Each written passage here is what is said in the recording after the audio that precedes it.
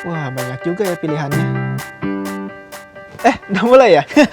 Halo semua, selamat datang di podcast Pustakawan Bank Indonesia. Waduh, maaf nih, saya sambil sibuk lihat-lihat aset NFT di OpenSea. Habisnya kan beberapa waktu yang lalu Gozali Everyday jadi miliarder ya, mendadak nih, gara-gara jualan fotonya di sini. Nah, di sini tuh saya banyak banget nemuin aset NFT hasil karya anak bangsa juga nih.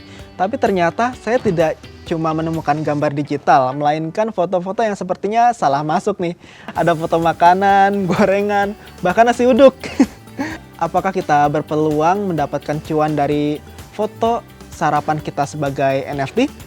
Dan nggak cuma itu pemirsa, ada juga tren metaverse nih, di mana banyak perusahaan raksasa seperti Atari dan Adidas mulai membeli tanah dan propertinya di metaverse. Apa sih yang mereka cari? Nah, untuk memperjelasnya, inilah podcast Pustakawan Bank Indonesia. Metaverse dan NFT, inovasi atau euforia.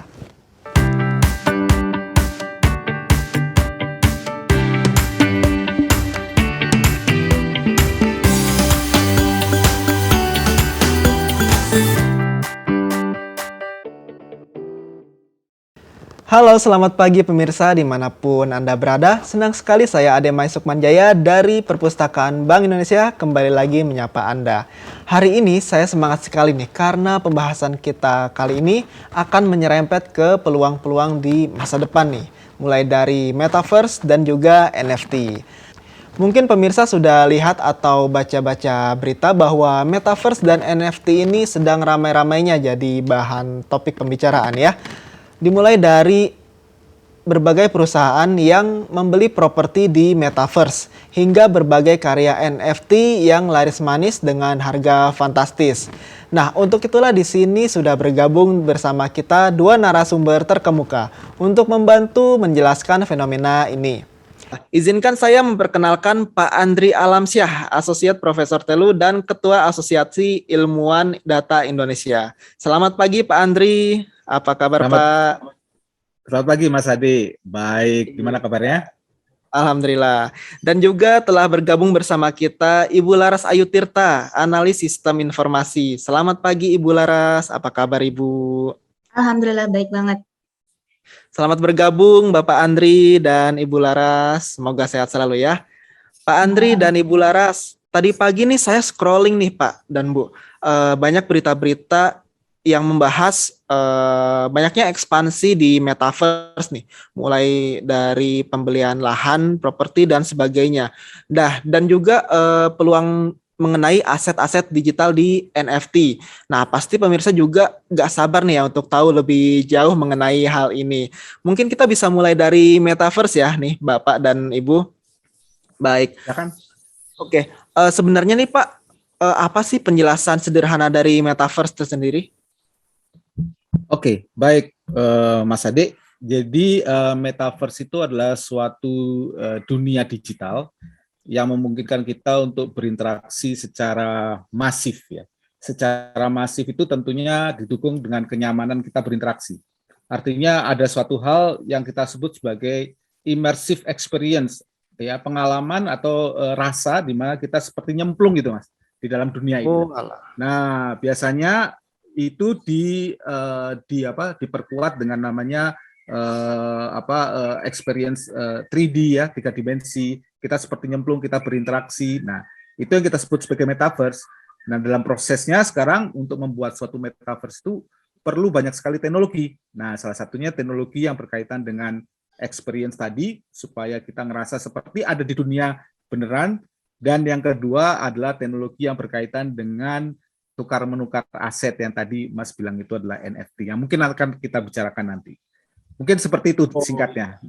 Oke, baik Pak. Lalu Bu Laras, sebetulnya apa sih yang bisa kita lakukan di metaverse apakah kita cuma hanya bisa bertemu saja atau bisa melakukan hal lebih dari itu, Bu? Kalau bertemu kan sebenarnya bisa di-expand use case-nya jadi macam-macam ya. Jadi bisa bersosialisasi dalam kantor, mengajar, fashion show, jualan. Sebenarnya practically jadi bisa anything. Cuma yang masih membatasi sekarang adalah teknologinya. Untuk pertemuan-pertemuan yang masih membutuhkan sensor kita bekerja, misalnya kita harus merasakan sesuatu, misal pengen bikin rumah sakit virtual gitu ya, orang harus bisa memegang kondisi pasien, ya mungkin itu kendalanya pada teknologinya yang belum memungkinkan itu secara masif. Tapi kalau apa yang dimungkinkan dalam metaverse menurut saya hampir semuanya bisa ya. Oh iya, oke, terima kasih Bu. Nah Pak Andri, tadi kan udah dijelasin ya definisi metaverse tersendiri. Nah Pak, kalau metaverse satu dengan yang lainnya itu apakah terikat Pak? Atau hanya sebetulnya tuh cuma ada satu metaverse gitu? Siapa sih yang membuat metaverse gitu Pak? Jadi mungkin saya tadi mau menambahkan dulu ya, di metaverse Ya. itu tadi Bu Laras juga ada cerita, we can do anything ya, mulai belajar, bekerja, berkolaborasi, berkarya, kemudian apapun lah ya, intinya kolaborasi ya. Kita juga sudah punya sebenarnya kolaborasi dan lain-lain dengan sosial media yang ada sekarang ya. Kita punya Twitter, kita punya Facebook, di mana kita juga bisa berinteraksi. Namun di apa namanya di metaverse ini kita tentunya didorong oleh bagaimana lebih intens, lebih imersif dari yang ada sekarang. Ya, kita sekarang ngerasa ya saya ngobrol itu kayak kita nggak bisa menyentuh gitu ya. Walaupun menyentuh itu juga masih dikembangkan tadi Mbak Bu Laras cerita mengenai sensor dan lain sebagainya. Nah, metaverse itu dikembangkan dari kepentingan yang berbeda-beda ya. Ada yang berangkat dari bermain game ya. Ada yang berangkat dari berkolaborasi ya. Ada yang berangkat dari memang tujuannya untuk melakukan aktivitas finance seperti decentralized finance ya, atau dan aktivitas-aktivitas yang lain. Jadi pertanyaannya Mas Ade, apakah ada satu atau banyak? Yang jelas sekarang metaverse itu masih belum konvergen ya. Semuanya bikin pulau-pulau sendiri ya, pulau-pulau sendiri yang nanti kita pikirkan ke depannya akan tersambung melalui jembatan-jembatan yang sekarang masih minim. Jadi sekarang fasenya adalah fase pembuatan dunia itu sendiri. Apalagi teknologinya sedang evolve menuju teknologi yang bersifat general. Begitu, Mas Adi. Mungkin bisa menjawab. Oke. Berarti nanti di masa depan kemungkinan bisa bersatu ya pulau-pulau tersebut. Ya, betul. Jadi salah satunya memang ini nanti ya yang agak mungkin banyak pemirsa yang tidak memahami gitu ya, adalah biasanya pembentukan suatu platform atau metaverse itu harus ada nilai ekonominya gitu ya.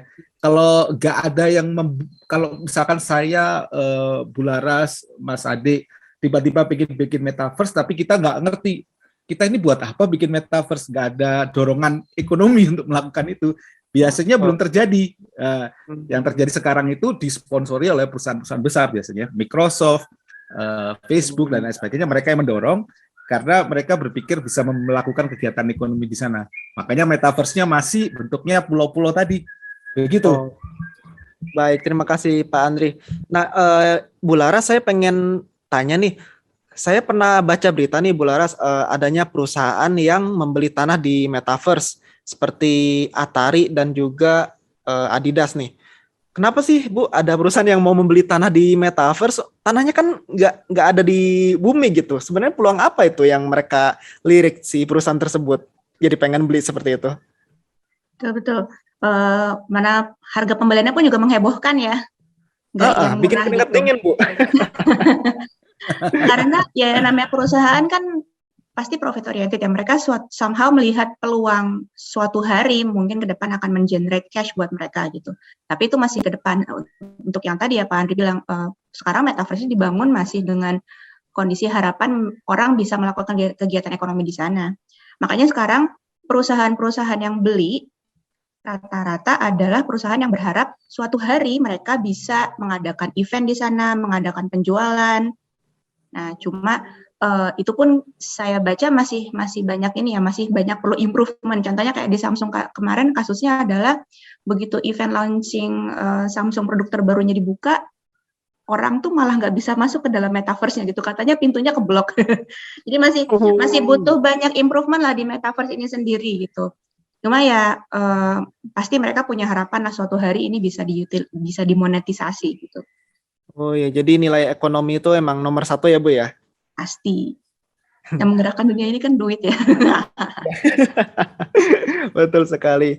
Oke, terima kasih penjelasannya, Bu. Nah, Pak Andri, saya mau balik lagi tadi kalau Microsoft bikin metaverse segala macam itu kan memang ingin mendulang sesuatu di masa yang akan datang ya, tapi terbatas nggak sih Pak? Cuma perusahaan-perusahaan besar saja ataukah siapa aja sih yang bisa mendapat keuntungan di metaverse seperti ini? Oke, baik. Makasih Mas Adi. Jadi sebenarnya ya, seperti yang saya bilang di awal, ada dua teknologi yang bergerak di metaverse. Yang pertama experience atau apa namanya 3D gitu ya, virtual reality, augmented reality.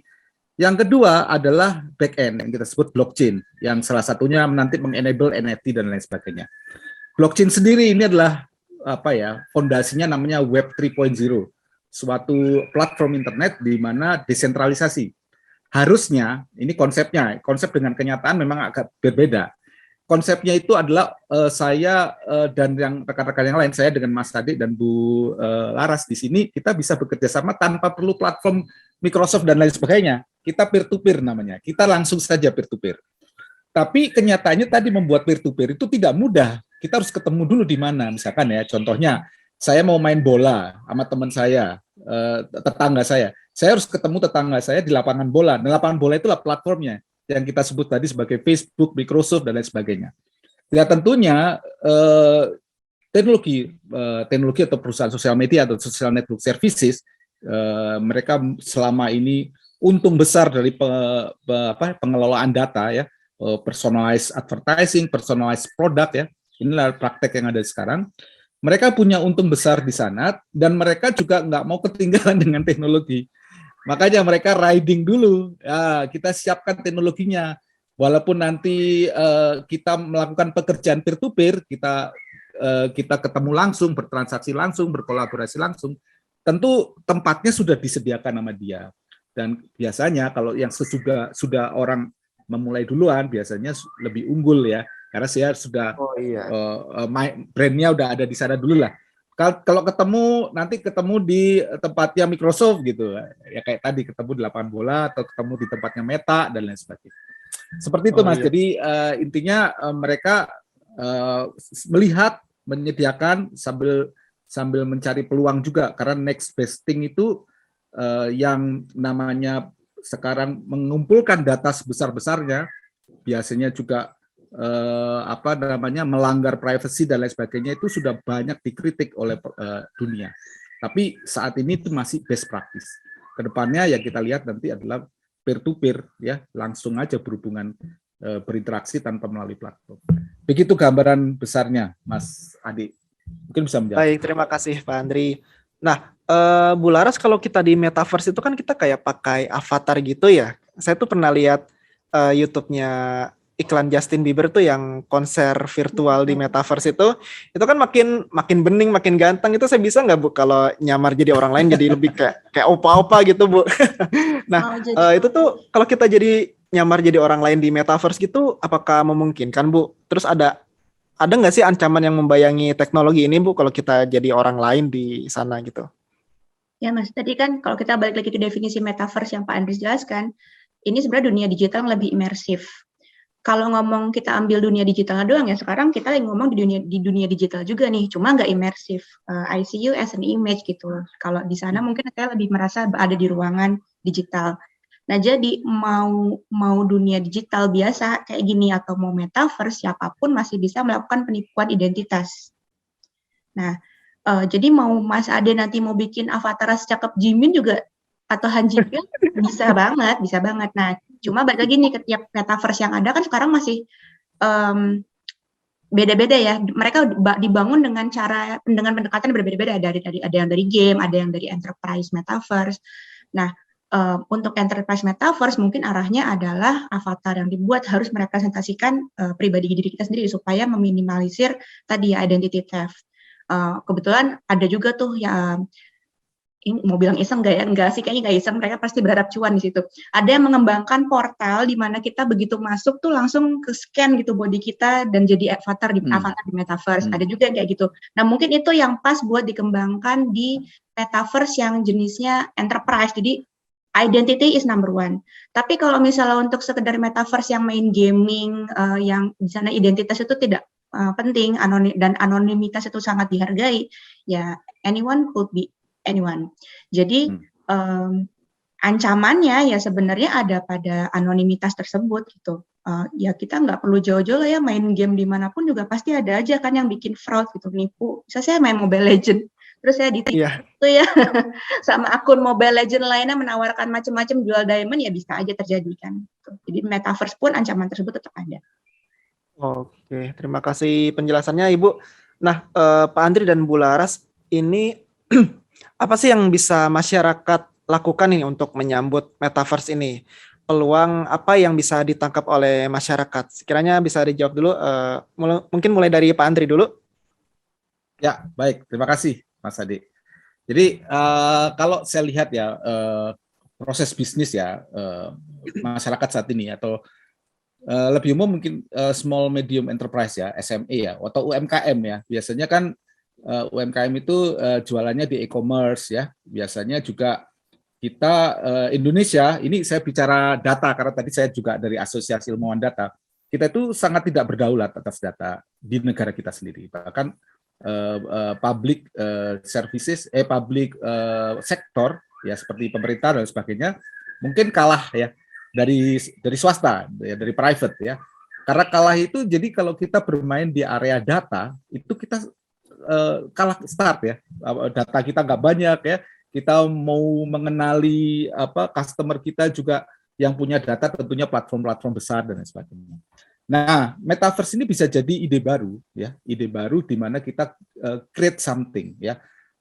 Salah satu space yang digunakan di metaverse itu creator space ya. Creator space itu kita bisa create karya seni dan juga kita bisa create banyak hal di mana nanti kita dijaminkan bahwa itu adalah own by kita ya.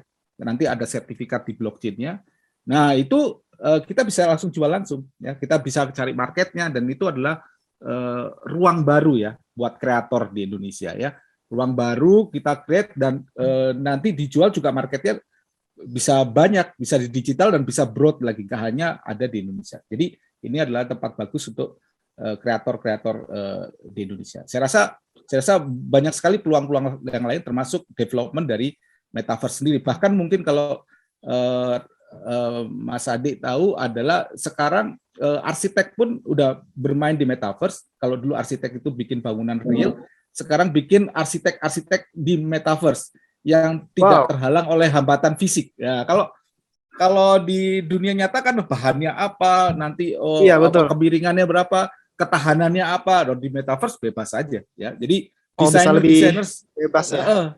Desainer kota, desainer itu, dan banyak sekali ya. Jadi ini adalah peluang dunia baru untuk kita bersaing dengan negara lain, karena dari segi pengumpulan data ya, sosial media saat ini, internet saat ini, praktek bisnis saat ini, kita kalah semua. Istilahnya mungkin kita sedikit dijajah ya, karena kita juga nggak kenal perilaku orang-orang kita sendiri. Nah, ini adalah peluang baru di mana kita bisa bermain dari nol, startnya bersama-sama dengan negara-negara lain. Gitu ya, Mas Adi.